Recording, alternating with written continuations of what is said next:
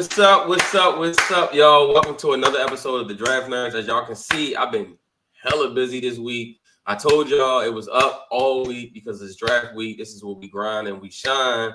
And I'm so happy to be joined here with a person that I just admire for what they do, where they've been, and how they do it. And this person does it better than anybody I've ever seen. And that's my friend Ashley Baker. How you doing?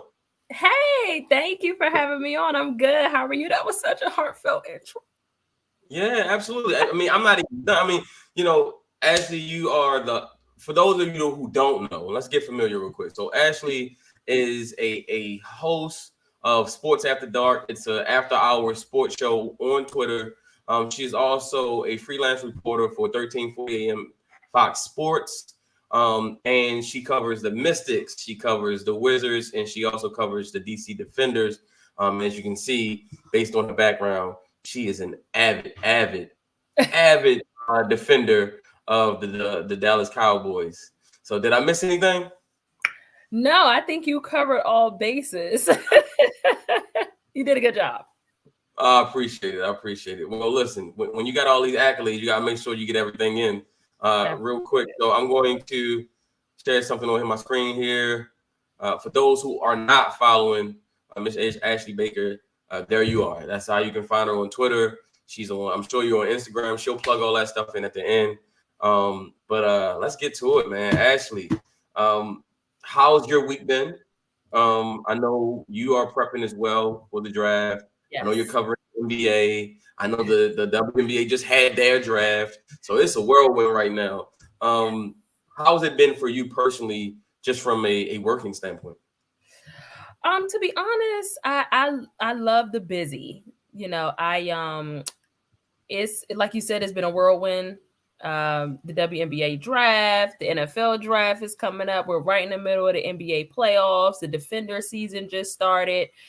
So it is a lot going on right now, sports wise. So I love the busyness. I have a show after this. We gotta do our Sports After Dark space after this. After the game, obviously the Suns and Timberwolves game. But I mean, our spaces the Sports After Dark spaces are like every night during the NBA playoffs. And the NFL draft kind of snuck up on me just a little bit because there's been so much other stuff going on. And I'm like, oh my God, it's draft week. Like where in the world did this come from? So it's been busy, but I like the busy. It's cool. I always say busy is good, right? I'd rather be busy than not working at all. And let me tell y'all, if you've never hopped into a Sports After Dark space, listen, they be having hundreds of people in there talking ball, talking sports. It's like barbershop talk, but like in a more controlled environment, and it's dope, right? So if you have not checked out Ashley on Twitter, on Sports After Dark, shout out to the fellas that you do that with as well. They have an awesome product going. So let's start with you, Ashley.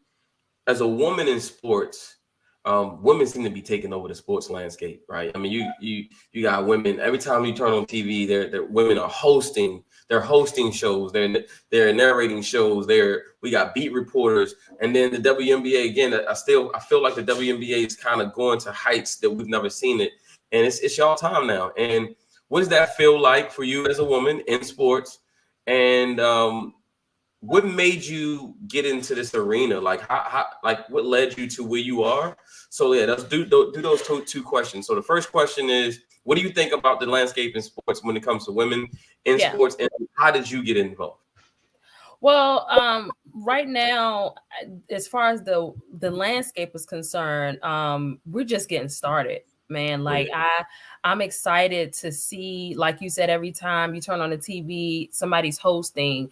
Not only have the women, I mean, when you just think about the evolution, the women have, the hosting, the sideline, all of that is still there, but now they're more of opinionists, your Joy Taylors, your Monica McNutts, you know what I'm saying? Your Tarika Brasby, like those individuals have come away from just the moderation. Now, don't get it twisted now. Your Molly Kerm is dope. Your Carrie Champion is dope. Your Pam Oliver and Aaron Andrews, those women on the sidelines and stuff like that. But for us to have gotten to the point evolution wise where we're like sitting behind these desks and we have a voice, we're conversating with men, we're debating back and forth with the men that dominate these spaces.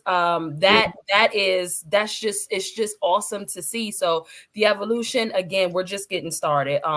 We're not even at the peak yet. Like, this ain't nothing, man. I'm not even gonna lie to you. This is just the tip of the iceberg. It's more to come. Stay tuned. But as far as my journey is concerned, in relation to sports, I grew up in a sports family. So it's always been NBA. It's always been NFL. It's always been college ball, football, basketball. It's always been that stuff to an extent. My dad is like a huge golf fan. He loves golf. We watch tennis. I was always watching the Olympics growing up. Huge figure skating fan. Shout out to Christy Yamaguchi. I love Dominique Dawes and the gymnastics. So just in general, I grew up being a sports girl. I realized probably around 8th or 9th grade that I really had a knack to like talk sports, like debate, analyze, go back and forth with the guys at school, the guys around the way. And I wasn't good at playing the sport. I sucked at basketball, bro. I really sucked at basketball. I used to try to play around the way with the guy. I'm a foul machine. I'm not gonna lie to you. I'm a foul machine. So I was like, you know what? Those that can't do, teach. Right. You know what I'm saying? Always been able, I have like the gift of gab. Always been able to talk, analyze, break down, debate sports. And around that time is when I realized I had always watched it, but being able to talk it and look at it and break it down, that started around like freshman year of high school for me. And it kind of just grew from there. I'm gonna be honest, in high school, I used to do that just to do it. I wanted to be an astronomer. I really enjoyed like planets and space, and I'm like, okay, I want to do that, and that didn't pan out the way I thought it would. Matt, you really gotta love math to be an astronomer, bro. Like you do, you really do. I'm not a math person. My son is great at it. I'm not a math person, so I kind of gave that up and was like, you know what, I could talk sports. And shout out to my mentor Michael Lau. Shout out to my girl Mikkel Ramos. Really kind of pushed me into this field, introduced it to me. I talk in social media sports all the time, and my mentor Mike Lau was like, look, Fox Sports is looking for exactly what you already do. You need to reach out, send your resume, send your reel. This is what you need to do. And the rest is history. I linked up with my guy, Brian H. Waters. Shout out to him in the wrestling realm. Shout out to Glenn Thomas at Fox Sports, 1340 AM. And it's been history ever since. And just being unapologetically myself. And I think being that has really opened up doors that and put my name in rooms and put me in places that I could never imagine, just really being myself. So glory to God, first of all. But yeah, that's kind of how things I mean, honestly, I love that, right? Because I always tell people, listen, your passions will make ways for you, right? Your gift will make ways for you, and you just got to stay the course, right? And as long as you stay the course, you'll end up exactly where you belong, right? And so don't listen to people when they tell you, oh, well, no, you can't do this, or you think you can't do that, or even if it gets difficult, just stay the course, because you never know where your natural gifts will take you. They were given to you for a reason, right? I love that. That's true. So yeah, absolutely, man. And I love it. I love your story. I just love hearing the woman's journey into this male dominated sport, right? This male dominated arena, and women have y'all ain't just make y'all way. Y'all forced y'all way, kicked in the door, waving the floor, saying we are here, not just here to take part, but we here to take over. And I love it. And anybody that's listening, whether it's you're a woman in sports, or if you're even a guy, just trying to just unapologetically be yourself, put the work in. Consistency is key, and don't ever let nobody try to steal your shine. just as far as the industry side of things, I know we kind of talked about how I got here, but once I got here, it's been a roller coaster. It's been ups and downs. I've been it's anxiety filled. It is, imposter syndrome filled. It is time away from your family, missing out things with your kids, having to kind of sacrifice certain things. You know what I'm saying? Like I'm not gonna say the struggle is real, because I think we glorify that way too much. God didn't put us on this earth for us to struggle. You know what I'm saying? We don't, we kind of look at that as, well, the struggle is I push through. Now that ish is hard. You know what I'm saying? But like you said, just stay in the course, being yourself, your drive, your determination, your goals, your passion is gonna get you where you need to be, but you have to be consistent and have an incredible village and people that are gonna speak life into you. That's important as well. Absolutely. Hey, ditto to everything you just said. So actually, real quick, for those who don't know, where are you from? I'm from DC. I'm from Washington, DC. Chocolate City, born and raised. Yeah. Why you ask me that? The reason I asked you that is because you know why I asked you that. So I'm from Baltimore, obviously, I'm from B-more, and I always thought it was strange to see this crazy amount of Cowboys fans in DC, right? And it's just like, okay, now here's the funny part is the Redskins, now Commanders, one of the Cowboys' biggest rivals, but yet the Cowboys have a huge fan base in Washington, D.C. Yeah. So what's your story? How'd you become a Cowboys fan? Blame it on my mama. I'm not even gonna lie to you. So my mom, she was born about 20 minutes outside of Dallas in Mineral Wells, Texas. She was a military brat. So my mom was born in Dallas. I have family in that area, right? So, I mean, to be honest, I was literally born into it. I came from her and I was born into this Dallas lifestyle. We can talk about later, Matt, in regards to, am I happy that I was brought into this life? I don't know how I feel about that right now. I'm not going to lie to you, Matt. Some days I'm happy, some days I'm not. Do I talk to my mother on a regular and ask her, why did she bring me up this way? Yes, I do, Matt. So we can discuss that later, because I know we're going to talk Cowboys. But I was pretty much born into it. My mom is the epitome of like a Cowboys fan, true and blue. So yes, but also I've heard that it's the opposite down in Dallas, though. That it's a lot of Washington fans in Dallas as well. Wow. I wonder if those are a bunch of transplants, right? A bunch of people who kind of migrated. Texas is a state, and a lot of people kind of find a name in Texas. So I wonder if that has something to do with it. So I mean, I'm a Cowboys fan, for better or for worse, right?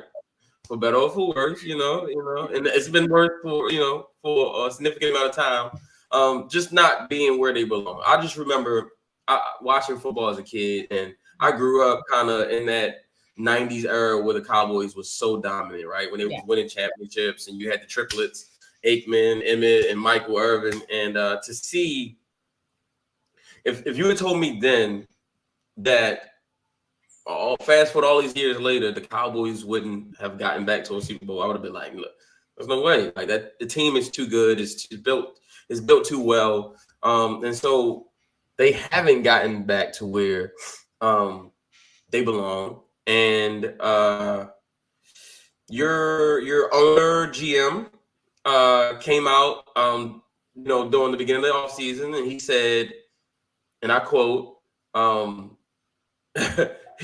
he said, and I quote, we're going all in, right? And then proceeded to do nothing, right, during the off season. What was your take on that when he first said it? First of all, what did you think about, what was you thinking he was going to do? What did you think he meant when he first said it? And then now, fast forward, seeing how everything has kind of transpired to this point, what do you think about what has transpired? So, first of all, those words make me sick to my stomach at this point.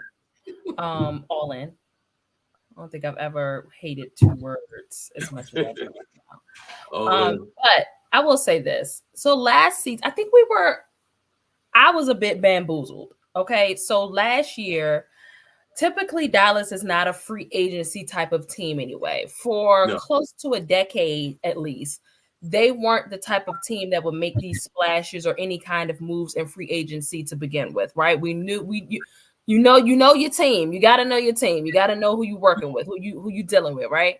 But last season that changed a bit, where they actually were making some moves in the off season and bringing some folks in, and we kind of figured this season when you hear, oh, we're going all in. Okay, cool.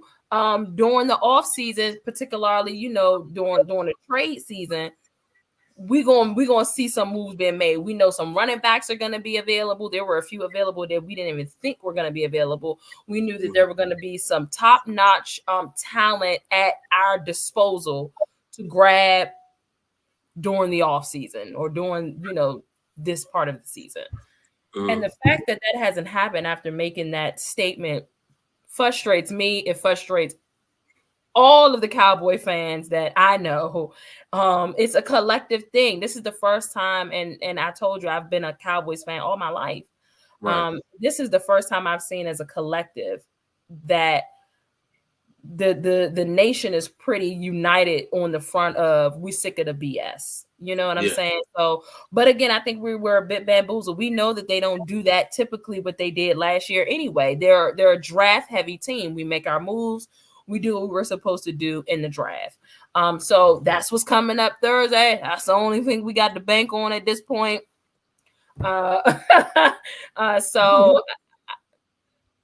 we literally have not done anything to go all in. And when that was first said, everybody wanted to come out with different interpretations on that. Jerry had an interpretation. Steven had an interpretation.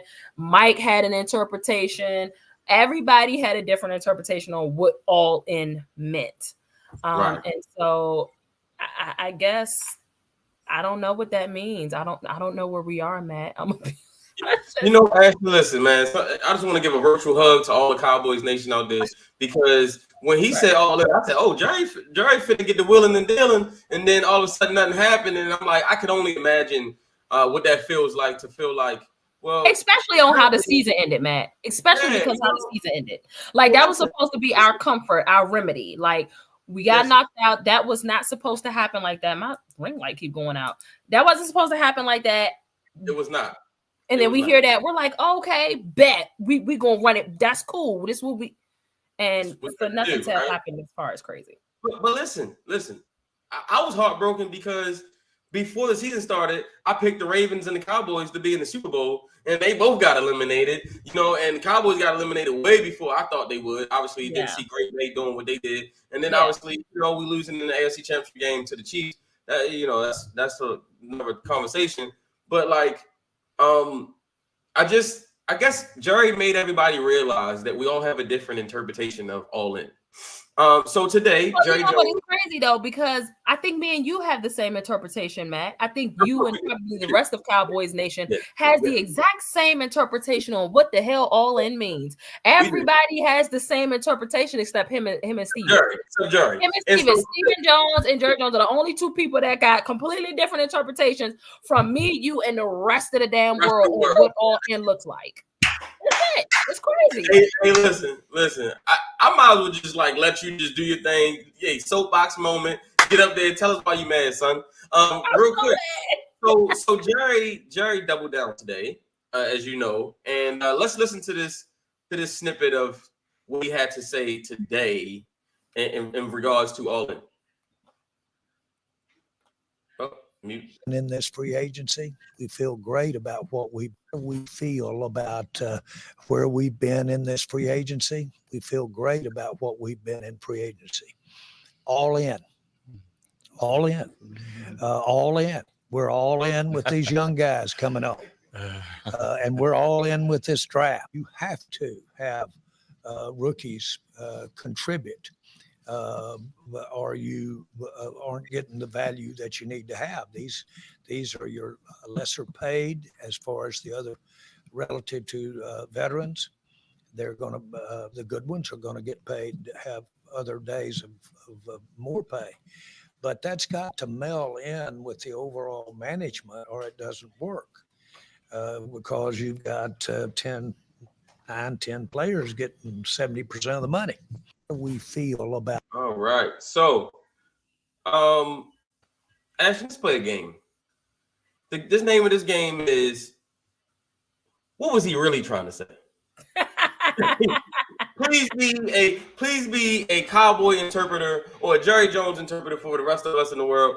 What was Jerry really saying when he tried to sell us on, when I said all in, I meant on these rookies and on these players that you haven't seen yet. That's what I meant. Tell us what he really meant, Ashley. Please help us. I think Jerry. I think Jerry Jones, man. Let me tell you something. I don't know what he meant. No habla español, Matt. I don't know. I can't be your Cowboys interpreter. I think ultimately Jerry. I don't want people to be confused. Yeah. I want people to understand something here. I've been very adamant about this. Cowboys Nation been very. Jerry is simply the mouthpiece. Now, I'm not saying that he doesn't have input on what goes on. This is his squad. He's GM. He's hands on, right? But ultimately, I think a lot of the decision making is coming from Steven. I agree. And maybe Jerry did just be trying to be a devil's advocate here, trying to, listen, I can talk all the trash I want to about my squad, but I'm going to stand on my 10 for my team, and I'm not going to let nobody else talk about my team, Matt, right? What you say? I'm going to stand by him. I know they be stressing me out. I'm going to stand by him.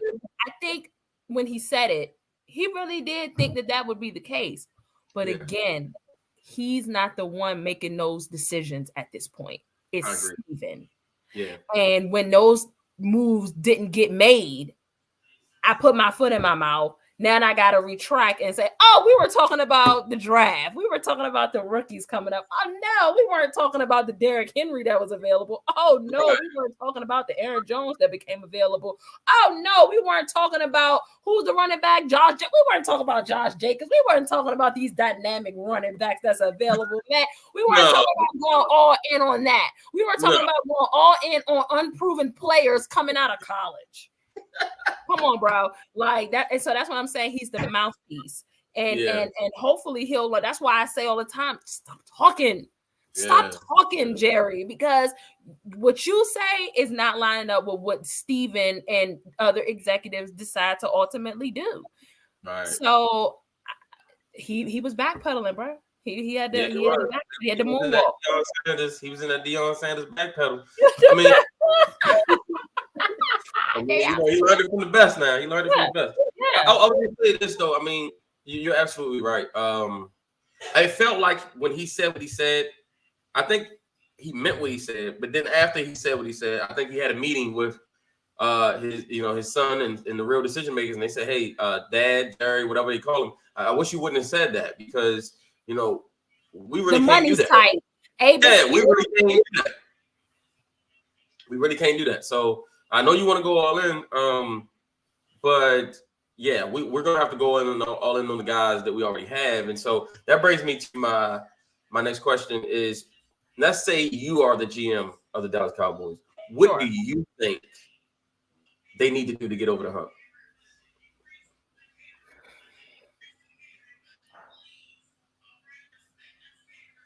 I don't know, man. I bragged about my defense a lot last year. That's something that being a incredibly elite defensive team is something that I wanted for nearly a decade with the Cowboys. I felt like offensively, we've always been in the conversation. They make sure that the offense is stacked. You know what I'm saying? We always have the receivers. We always have decent running backs. You know what I'm saying? Our offensive line has been an incredible offensive line since Zach Martin stepped on the line, right? So, and obviously Tyron Smith. I bragged about my defense. I talked about that. I finally got it. They didn't show up. We had the offense. Dak had an MVP caliber season. Despite us not having a super elite running game. You know, me and my guys at Sports After Dark, shout out to CeeLo and Young Heavy. We always talk about and the Sports After Dark family in general. We always talk about how these days you just need a run game. You don't necessarily need an elite run game to win championships. And you know, the Chiefs have shown that time in and time out at this point, right? So we had a decent run game, enough to win a championship, and we wet the bed in the wild card round against the Packers. I don't know, Matt. You tell me, what is it going to take to get over the hump? We had a decent enough defense that should have showed up, should have adjusted. They didn't. My quarterback played at an MVP level for the majority of the season. My wide receivers were good. We had a decent run game. The coaching seemed a bit more competent this year than it had in years previous. Yep. I don't know. Yeah. You tell me. Well, you mentioned earlier, Derrick Henry. Is that a move you would have had liked to see the team do? Did you feel like they should have gone after Derrick Henry in the offseason? Yeah. I did want Derrick Henry. He was definitely on the board as an option once he got off of the board. And I think Aaron Jones and like Josh Jacobs, some other, I think I wanted Saquon as well. Saquon was an option. You know what I'm saying? I certainly, we need a running back. You know what I'm saying? Like, damn, like I understand if things don't necessarily pan out the way they're supposed to, but for Christ's sake, try. Right. Like even Derrick Henry is baffled at why we didn't even pick up the phone. Yeah, didn't even you know call. What I'm saying? Like you didn't even call to see what we could do. He lived in Dallas. How do we know that? Listen, I don't care what nobody say. Every player wants to play for the Cowboys. If they pay attention to the history, it's not one player that come in here and be like, I ain't never want to play for the Cowboys. We have had players over the years be like, Dallas, I want to play for you. Come get me. We don't get them. They don't even make a phone call. Like how arrogant, the audacity, the balls on y'all in that front office think that you don't have to pick up the phone for a Derrick Henry. Just see what he talking about. If he ain't talking what you need him to talk, Matt, hang up the phone. If it's not gonna work, then that's cool. But you didn't even pick up the phone. Yeah, that's crazy. You're not even showing us that you're all in by you can't even make a phone call. You know what I'm saying? So I don't know. You tell me what it's going to take for us to get over the hump. Maybe so Jerry not be the GM? Yeah, maybe he need to not be GM. I mean, I've been saying that for years. But like, okay, so I guess I'm assuming they're going to address the running back position in the draft. Okay. Right? Yeah. We're hoping. So with that being said, what do you think the draft strategy needs to be for the Cowboys? Like, what do you think? You know, what position do you think they should target in the first round? And then, like, just overall, what positions in the draft do you think they should address? With the departure of, it's a bug on my wall. It's an outside bug on my wall. I don't know what it is. Hold on, y'all. Hold on. It's an emergency. It's an emergency. Oh, it's all right. It's like an ant. Okay. Sorry. I hate bugs, y'all. All right. So with the departure of Tyron Smith, right? Even with Tyron there, we need to address the offensive line. Agreed. Particularly, I'm thinking offensive tackle. Okay. Because ultimately, I believe Dallas wants to keep Tyler at guard. Yeah. Right. So the hope is that at 24, we can get a guy that can come in from day one and be a bona fide a tackle that can step right into that role. Right. Yeah. Yep. I like Jordan Moses. I think that's his name. Jordan Morgan. Yeah, Jordan Morgan. Yeah. Yes. I like him as an option.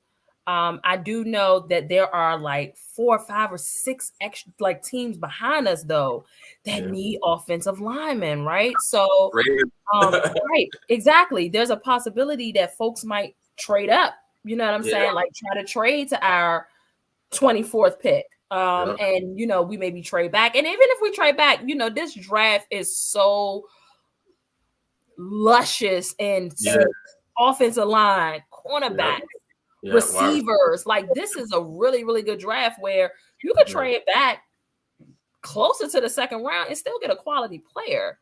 For sure.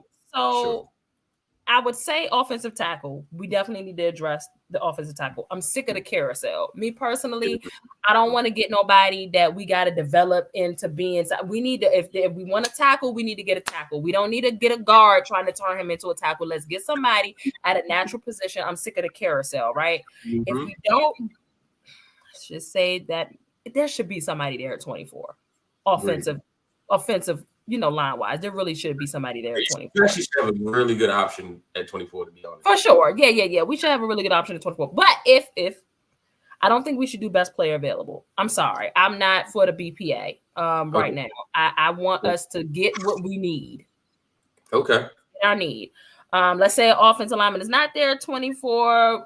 We could go defense because we need a defensive tackle. Right? Okay. I'm hearing a lot about Darius Robinson. Yeah. Okay. The dog. He's versatile. He could play multiple positions, and that matters because we lost some edge guys. We lost some folks on the defensive end. So having a guy that could be versatile on that side of the ball. Dan Quinn is gone. Zimmer, he's gonna run a defense a certain way. We could go defensive tackle. Those would be my two. Obviously, if we can't go offensive line, then we need to go defensive tackle. But we need a couple of spots. We need a cornerback. I feel like we need a center. We need a running back, like you mentioned. So there's a couple of places, but offensive tackle and D tackle is where I think we should go. One or the other, either or. Yeah, I agree. I mean, this is the window for the Cowboys, to me, in my opinion, to win the Super Bowl. Is starting to close. They are, they're in this weird space now. Because I felt like last year was the year, right? And now they're in this weird space where they're gonna have to start paying players. There's a lot of uncertainty surrounding Dak Prescott. We gotta talk about Dak. Obviously, he is just a lightning rod for conversation and controversy because he's the quarterback of the Dallas Cowboys. I mean, just say it. You can hate all you want. At the end of the day, the Cowboys are the reason why they're on every TV show is because they have a huge fan base and people want to know what the Cowboys are doing. And Dak is the quarterback of one of the most popular teams in this country, if not the most. And so with Dak not being signed, I'm of the understanding that Jerry's going to let Dak play it out. One, do you think that's a good decision?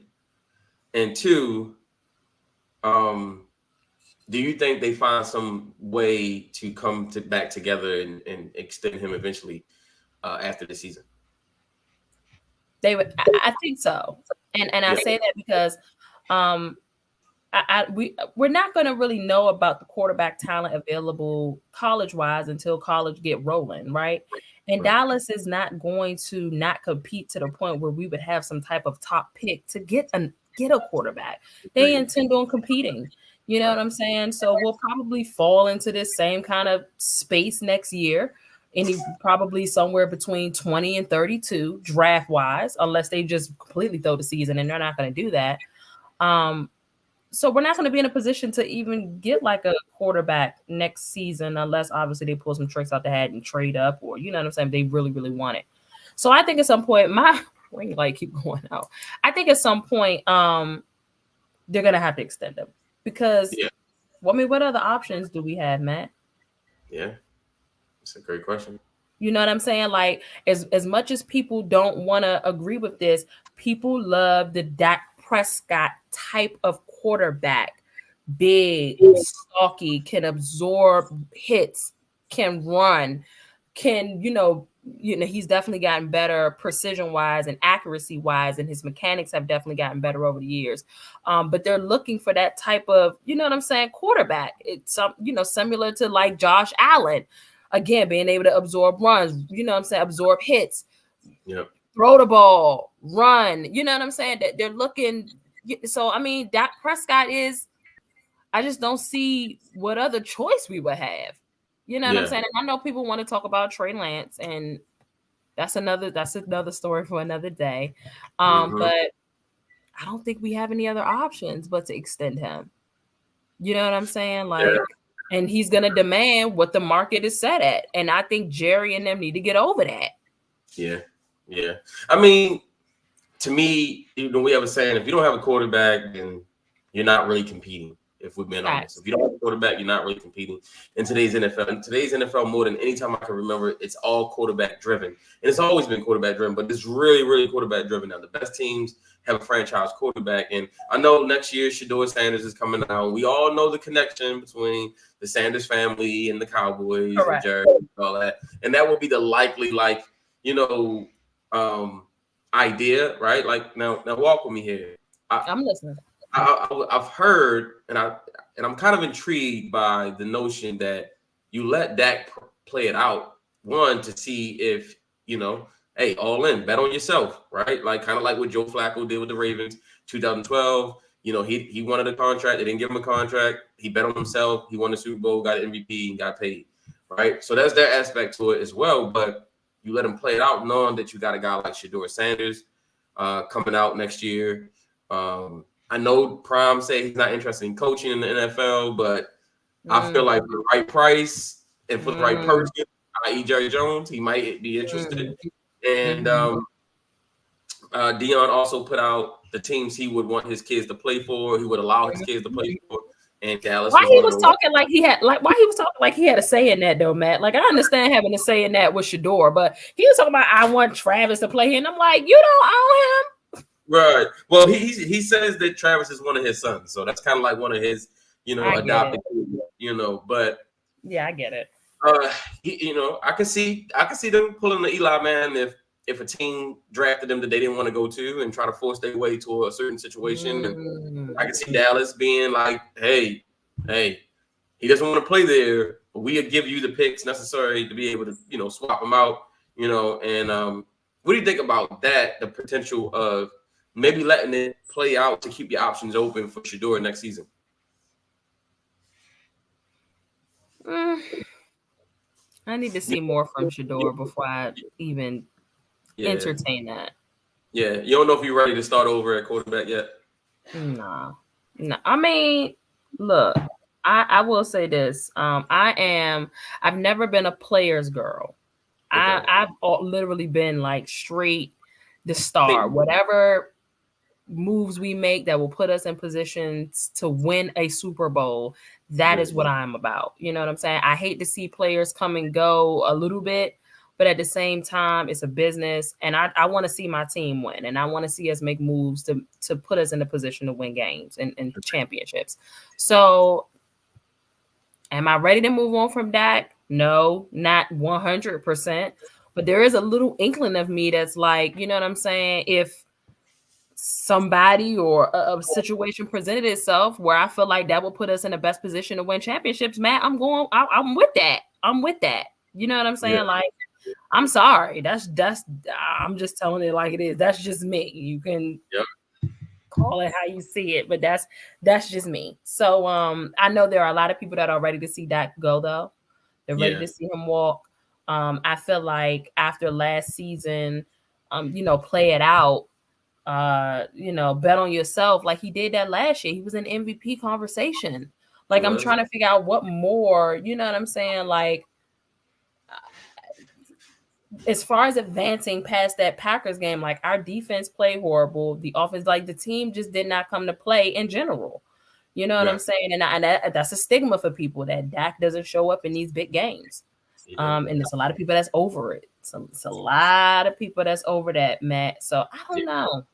Yeah, he hurt me in my fantasy league last year. I was doing very well, and then he had his worst game and lost in the playoffs. But anyway, this isn't. It's not about me. Okay? It's not about me. Right? On behalf of Cowboys Nation, our bad. Hey, it ain't about me, okay? All right. So then you spoke about the star. You said you all about the star. So let's talk about two stars that belong on your team right now, and that's Micah Parsons and CeeDee Lamb. Yes. They are to me two foundational pieces on the offense and defensive side of the ball. Obviously, with Dak needing a contract, that makes it difficult with what's going to happen with them, because I feel like Micah's definitely going to break the bank, right? Like he's going to get paid astronomical contract, and then CeeDee Lamb is also getting himself into a situation where he's deserving of a big deal. What is your opinion on those guys? On those guys being re-signed, and there was some like information that got put out there about, you know, Micah Parsons being a distraction and, you know, doing all this stuff and with his podcast and all that. Like, what's your opinion on all of that foolishness, as well as like, do you think the deal gets done with those two guys? And if so, like, how is Jerry and Steven going to work that out? Like, I'm sure it's going to be like one at a time. And so what's your opinion on that? Historically, we deal with players that have a lot going on and may cause drama. That's number one. So I think it was just a dry news week that week when somebody decided to write that and say people are tired of Micah. He's a distraction. His podcast, he just needs to play ball. It's the off season. I mean, damn, he can't have a hobby on his days off. That's insane. I felt like the news cycle was slow that week, and somebody needed something to write or talk about. Hey, Matt, we can go in the vault about all the damn distractions that Dallas has had at receivers, at running backs, at special team folks. Stop. Like, Dallas, that organization is equipped to deal with any kind of craziness coming from a player, right? They've dealt with it since the inception. We ain't worried about that. Brian, Michael Irvin, you name them. Yeah. Come on. Come on. Like, so I don't think that was, and I don't think that any of that had any real substance. Okay. In terms of Micah and CD, you got to find a way to pay them. You got to find a way to keep them around. And they will. Dallas is not foolish enough to allow Micah Parsons to walk and go somewhere else. Like you said, he's going to break the bank. He has been top at his position since his very first year. So he's going to break the bank. I think I saw something earlier where he has like almost 41 sacks in just 3 seasons. Right. So he is a force. He is a havoc wreaker. That ain't even a question. And CD Lamb coming off of his best season last year with 1,700 yards. You know, him and Dak was, you know, they was the connection last year, man. You know, after starting off slow, I think the first 5 weeks, we just started off really slow for CD to have almost 2,000 yards by the end of the season. And we didn't really get rolling until week 6. That is crazy. That's crazy. So whatever way we decide to go, quarterback. Whether we stick with Dak or we don't, you want the next person, bless you. You want the next person to come in with those comfort pieces there. I think we need another receiver alongside of, you know. Yeah, I agree. But Cooks is cool, but we need another receiver. But you want to keep some of those familiar faces around. And to know that you got a Micah Parsons on the other side of the ball that's going to create havoc, that's going to create turnovers, get the ball back in the offensive hand. You know, you ain't got to step in, Dak or whoever it may be, know that I ain't got to do it all by myself because my defense can't hold it down. As long as they got Micah, as long as they got 11, they're going to be able to hold it down. And then obviously having that comfort or that pillow with, CD Lamb, you got to find a way to keep those guys. And they will. And I'm okay with that. I'm perfectly fine with those, pieces staying right intact. Yeah, I agree 100%. I think if you're Dallas, there's no way Micah and CD can leave. You can't. If I had to choose between those two and Dak, I probably would let that go. And just, oh gosh! I'm just saying. Why you gotta be so tough with the decision? I'm just saying. When you got, I'm just saying when you got CD. I didn't even think about it. I'm just saying, like, if I got to choose between having them two or the quarterback, I'll find me a quarterback. But yeah, these two right here, they studs, and we need them. So like, we just talked about the team with the players aspect. I'm gonna just come out and straight out and ask you: is Mike McCarthy the guy to lead this team to a Super Bowl?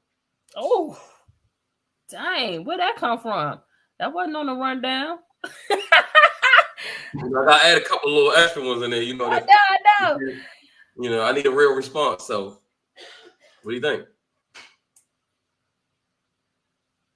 Be honest. Give it to us real now. Don't give me. Tell me how you really feel. Yeah. I think that the potential is there. Okay. Watching the Hard Knocks, getting a little more of a glimpse into his personality on that. Yeah. I think that Mike can get it done. And shout out to Mike, man. Like, again, he had a lot to do as to why Dak played really well last year. You know what I'm saying? We really thought that, there were people, not us. We knew we were going to be okay without Kellen Moore. There's a lot of people that thought that Dallas was going to fall off offensively because Kellen Moore walked. And, Schottenheimer and McCarthy held it down. We were still a top offense. Again, Dak played one of the best seasons, MVP conversation. So Mike McCarthy has the potential. Mm-hmm. But I don't know. Okay, man. Let me ask you this question then. Is this a make or break season for him? If you guys have a first round exit again, is he gone? Should he be? Yes. Okay. Will he be? No. Because I've never seen Dallas let a coach walk away that fast. We dealt with Jason Garrett for all of those years after how many consecutive 8-8 seasons? Sure. They're pretty loyal to folks in those kind of positions. I'm gonna be honest with you. They don't deal with a whole lot of 2, 3, 4 years, and we just it could be a little bit more long term than that. So just knowing my front office, I don't know. Mike McCarthy follow all the rules. He let them pull strings a little bit when they want to. And they love those type of guys in the head coach position that ultimately still let them run the show. Steven and Jerry is who I'm talking about. So should he? Yeah, he should be on the hot seat 100%. This will be, if let's just say we go 12-5 again, get booted in the first round, like you said. Yeah, he should certainly be on the hot seat. Will he though? Yeah. Which is why I don't think as much as for people in the media like us, oh man, Deion Sanders to the Cowboys would be so fun. Oh man, the content would just write itself. Yeah, right? I don't want that. It's already too much. It's just already too much. So I don't know how much I like that. But because of what you just said though, I don't think they would do it. I don't think they will be able to control Deion the way they can control Mike. And I think they would want someone that they can keep, where they basically run the team, but he's just kind of a face of it. Now, what do you say? Like, I know Bill Belichick's name's gotten thrown out there, and people say, "Oh, the Cowboys should have went and got Bill." What do you think? What do you think about Bill Belichick with the Cowboys? I would have been mad at him as like a defensive guy, as the DC. For sure. I would have been mad at him for DC, but I don't like him as my head coach now. Yeah, I don't think he would. I need Dallas to develop this gangster, we ain't about to play with y'all type culture vibe down that thing. And that probably could be Deion. But like we just talked about, they not going to let Deion, you know what I'm saying, have his way like Deion, right. Right. Yeah. And that ain't Bill Belichick either. No. Yeah. I ain't. He would try to make this New England of the South. Hell no. We don't need that. I'm good. I mean, I'm sure you would take the 6 championships, but yeah. That. But as far as like for real, like come on, Tom Brady. Tom Brady's my favorite player all the time, right? We didn't see the real Tom until Tom went to Tampa. That's true. Because it's a certain way you got to be up there in New England, and a lot of that not only did it come with the city itself, but the organization was ran like that, and that trickled down to the coach. I wouldn't want Bill Belichick being our head coach. No, for sure. I mean, Bill runs a tight ship, right? Exactly. And that could be a gift and a curse a little bit. Yeah. Maybe we need somebody to run a tight ship down there, Matt. Who? Maybe we need somebody to run a tight ship down there. I mean, because you do got a lot of personalities down there, a lot of stars. No pun intended. And sometimes stars need to be humbled a little bit. They need to be reeled in and understand, like, yeah, we know you're a star, right? But this is still the ultimate team sport. Facts. And individuals don't win championships. And so until y'all start thinking like a team and moving like a team, we're going to still be in this box that we've been trying to get out of for a very long time. And so I think they could definitely use some discipline down in Dallas. I watch Dallas from obviously I'm not a fan of the Cowboys, but so from a distance, I'm just a football fan watching them. I see a team that's very undisciplined. I see a team that is like Dr. Jekyll and Mr. Hyde, right? Like one day they could look like the best team in the entire NFL, and then the next Sunday they could look like the most confused team in the NFL, right? They look like a team all over. And so there's no way they should have lost that game against Green Bay at home. You know, like, come on now. Somewhere where we hadn't lost all season. All season, right? Like you got home field, you know, versus a very young team that has no real playoff experience, and they came into your house and punched you in the mouth. So I felt like that was because of a lack of discipline. I don't know what the practice was like going into that game. I don't know if people was taking I don't know if those guys was taking the package lightly and overlooking them a little bit because, you know, like the Packers were just kind of happy to be there. They're young. They don't know what they don't know. And that's what happens, right? You get punched in the mouth and you go home, and then now everybody's looking around like, oh, what just happened? I know you mentioned the receiver. Did you know that Keon Coleman, the receiver from Florida State, is cousins with CeeDee Lamb? Did you know that? I think I did hear that. And I know that he's also an option on the board. Mm-hmm. That he could very well be there, you know, in the later rounds. In the second round, yeah. I mean, he would be a nice. I mean, I want him to come to the Ravens, so I hope it don't happen. But CeeDee Lamb and Keon Coleman. You want y'all to grab him first, or like in the later rounds? I would take him in the first round only because we pick at 30, right? So we're basically like if we don't get him at 30, he's going to be there at 62, right? So exactly. 30. So. But yeah, I think him and CD would be that would be a dangerous combination. But you guys got to find a running back. You know, I'm thinking maybe Jonathan Brooks from Texas would be a really good fit down there. I know about Jonathan Brooks. I might have to. Yeah. All of Texas fans, man. You know, shout out. You know, he played at the University of Texas, so he's a hometown kid, be able to stay right there in Texas, play for the Cowboys. I think he'd be exactly kind of what you like. You guys would need, and then also got like a Blake Corum, who's drawing comparisons to Emmitt Smith, right? Mm-hmm. Very similar stature. Yep. Very similar stature, tough guy, tough kid, can catch the ball at the backfield. So there's definitely some options in this draft for the Cowboys at the running back position. So before we go, I got to get your take on the landscape of the WNBA. Like it's such a fun time right now for them. And I am loving the amount of attention that's going there and the momentum, and I just hope it continues. I, for one, has already stated that I'm going to do my part. I'm buying the WNBA, league pass on cable. I'm going to buy merch. I'm going to do what I'm doing to support. So, like as a person who covers the league, just go ahead, tell us how give us some insight about the WNBA and where it's going. Yeah, like you said, first of all, buy the merch, get your league passes, folks. Don't share league passes with other people. Get your individual league passes, only $35 for the year, I believe. Get your individual league pass, to generate more revenue, create more viewership. Make sure that y'all do that. I don't know what is going on with. I mean, this is like red light special over here, man. My ring light keeps turning off on me. Sorry about that. So I am really excited. I will say that although I cover the WNBA, I tend to have my moments of being a casual to the WNBA. I'm typically in tune as to what's going on because I'm a sports girl. So, I know headlines, I know narratives, I know players, I know what's going on, but really, really tapped in, I can sometimes, just be a little bit of a casual with that. Okay. But I just love the direction that this league is going. People got to remember that the WNBA is very young. You know what I'm saying? Like the NBA is like 60 years old, I think. You know what I'm saying? WNBA ain't even 30 yet. You know what I'm saying? So, they're climbing.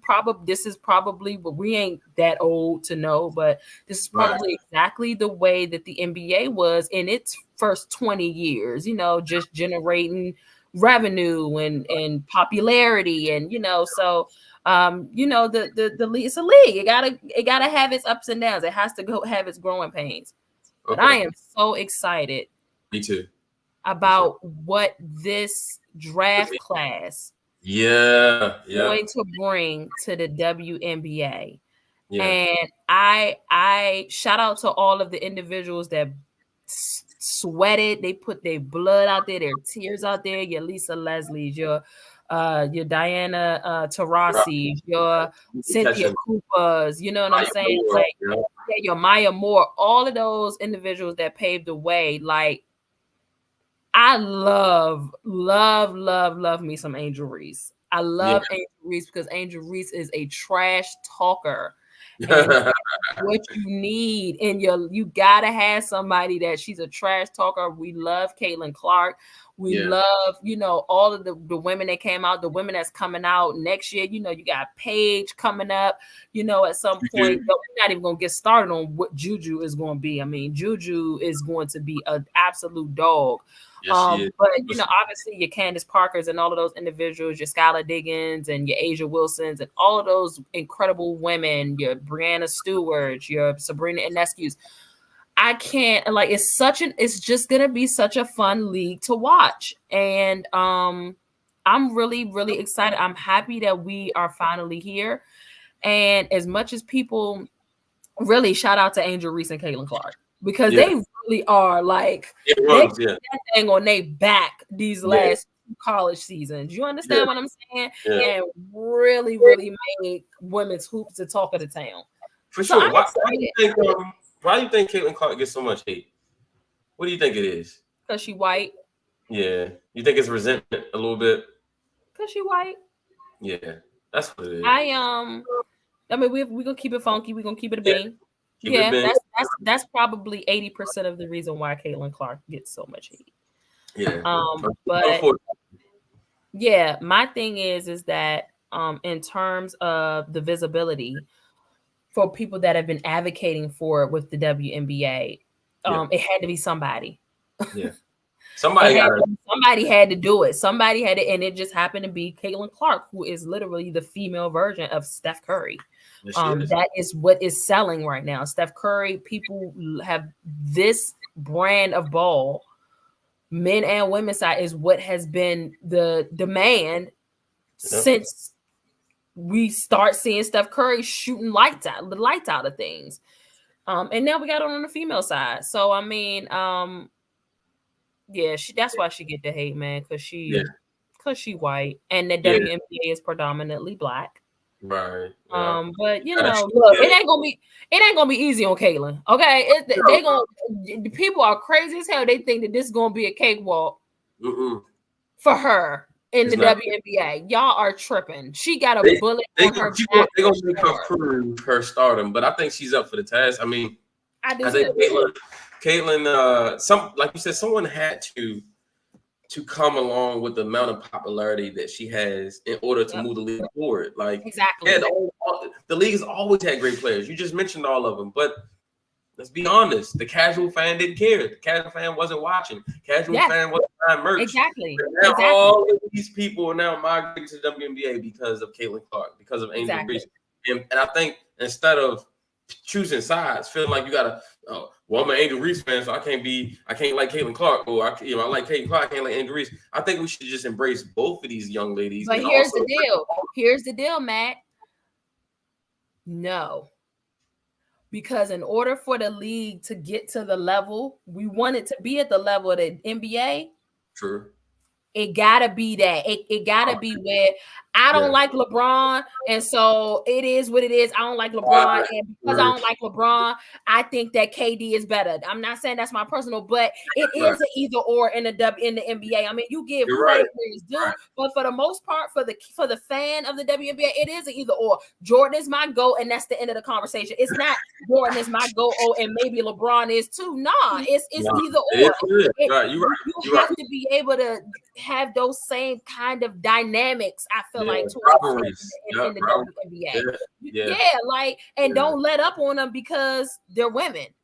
That's exactly what we don't want you to do. Don't slip on us or let up on us because we're women. No. If you feel like that Caitlin is your GOAT, then let Caitlin be your GOAT. If Asia Wilson is your GOAT, then that's cool. If I don't want to give praise to, I can give respect, but I've been a LeBron hater all my life. And I'm gonna still be this light is burning me out. This reminds me be that person. This reminds me so much of one of my favorite movies, and it's Love and Basketball. And the quote that Monica says to Quincy, she says, you get all up in somebody's face and you get a pat on your ass. But I celebrate and I get told to act like a lady. Exactly. Right? And that's what we have She been. said, I'm a ball player. That's what she said. I'm a ball player. Exactly. And so that's what we don't want. Yep. That's what we don't want. You know, a couple years ago, they talked about how I think it was Shaq or a couple of them was like that the women need to dunk and that's how they're going to get popular. Well, you're wrong because they're not dunking. And here we are. We're having this conversation and we're talking about women's basketball more than we're talking about men's. So, you know, we tend to whatever we touch, it's going to eventually turn to gold. That's just how it is with women. But we got to stay on those same dynamics. You know what I'm saying? I want us to be on social media and you know what I'm saying? Damn it. If one of the girls is having a bad headache, somebody's lace is sliding, we're going to talk about your lace sliding, sis, because don't nobody have a problem talking about Kevin Durant's ball spot. Don't nobody have a problem talking about LeBron James' ball spot, how he need to give it up. You know what I'm saying? Like, it'll create engagement. It'll create funny. I'm ready for all of that. I'm ready for it all. Anything that creates buzz and conversation yes. and makes two sides. Hey, yes. That's what sports is all about. And I agree with you. You're so right about that. I love it. Actually, what's next for you? What do you have? Well, yes. We've talked about where you are in your accomplishments. So what's next for you? That's number one. Number two, what do you got going on this week? Are you doing anything for the draft? Are you know, what's coming up next? Where people can find you? How can people follow you and see what you're doing? Because I think we all need to be a part of it. I appreciate it. Yes. So the spaces are going to be basically 100% for the most part NBA dominated because we're in the middle of the playoffs, right? I have a couple of show invites for the draft, like draft parties and stuff like that, but I don't have anything particularly going on. We're not running a Sports After Dark after hour show on YouTube. I'm kind of just kicking back, you know, want to enjoy. I got a promotion at work, which put me in like a 90-day probationary period. Thank you. Congratulations. Thank you, which put me in a probationary period, so I can't attend the draft this year. My probationary period was up today. Look at God. Right. And now because it's up, like I can't go to the draft. I would have had to put in some time ago to go to the draft. But so I just plan on kicking back. I am currently in school going for my master's, so I got schoolwork to do. I have 2 beautiful children. We got a busy weekend coming up. So for the 3 days, I'm gonna kind of kick back, look to see what Dallas does, analyze and assess that, and move forward. But please, if you are a fan of the Twitter Spaces, jump into the Sports After Dark Twitter Spaces every night that there is a basketball game. We will be running immediately after the basketball game. So make sure that you are tapped into Sports After Dark. There is the page right there. Make sure that you are tapped into our YouTube channel as well. That is where we do our after hours show. And oh, beautiful. We got a new follower. That's where we do our after hour show. And that's on Mondays and Thursdays. Again, we won't be running this Thursday because we're gonna, leave that open for the NFL draft. And make sure that you're following us on TikTok and Instagram. We have pages up. You can go to our link tree. You can grab some Sports After Dark merch. Again, the WNBA season is on the way. Defender season is already popping, so you can grab some coverage from me on that. And yeah, I mean, we're in the thick of things. It's really NBA driven right now. Like the NFL draft is a pit stop, but the NBA playoffs is we about to be on top of that going forward from now till mid-June. Yeah, we in deep right now. I mean, Minnesota in Phoenix right now, 77-71 in the third quarter. So yeah. We're like you said, we're really deep into the NBA playoffs, but the NFL draft is a thing. I'll be hosting a live stream draft party. Obviously, I do it every year. Yep. So we'll be streaming on Spaces. We'll also be doing live streaming of the draft. We'll be having guests coming through all day long. So actually, feel free if you ain't got nothing to do. Slide through, around. I will. Around pick 23-ish, 24, slide through so we can discuss what the boys are going to do when they're on the clock. And everybody tap in, man. Make sure you follow Sports After Dark. make sure you are following Ashley Baker on Twitter, IG, whatever, because it's great content, man. If you just like sports and you just like talking, this is it, right? I appreciate you, man. I thank you so much. I see you doing your thing on Twitter Spaces. I see you doing your thing all week on the shows. Thank you. Man, shout out to you. And thanks again for just having me on. This was a great show. You are doing your thing. And remember, like for real, there are people that are looking up to you. Yeah. You know what I'm saying? And wanting to follow in the footsteps and the path that you're creating. So shout out to you. I appreciate that. I appreciate it. All love. Look, signing out. Another fantastic episode. Draft Nerds here. Ashley Baker. Go Cowboys. With the light issues. Y'all see this light issue? This is insane. This is just insane. Hey, you know, even with the light off, you still shining. All right. Thank you. That was a bar. That's a bar, right? That's the bar. So shout out, man, Cowboys fan, Cowboys Nation. Thank you for rocking with us today. Shout out to Ravens Flock, NFL fans everywhere. We appreciate you. Until next time, peace.